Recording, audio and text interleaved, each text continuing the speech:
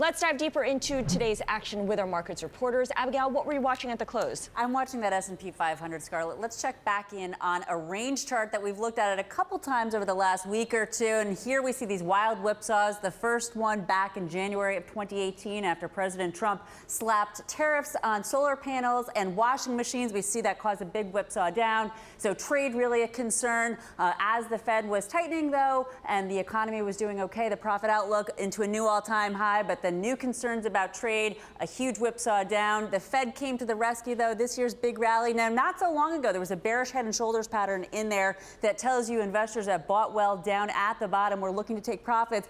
But because there's uncertainty around the Fed, they're letting it ride a little bit. There is a possible bull flag in there that suggests it is morphing into another ultimately bearish pattern, but one, Emma, that could take the S&P 500 toward the top of this entire range, somewhere above 3,000, maybe closer to 3,100. Volatility is the name of the game, but it looks like the near term to medium term could just be bullish for stocks, Emma.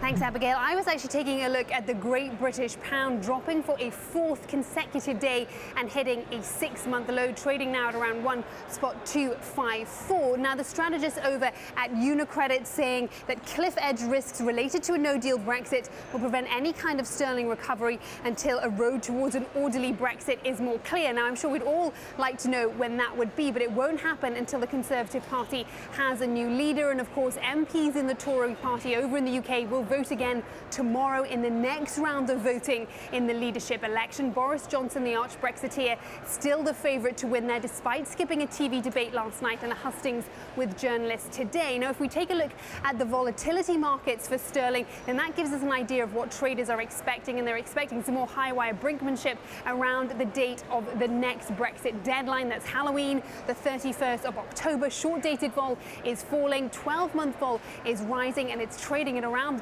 the highs that we saw with the last Brexit deadline. That was March 31st.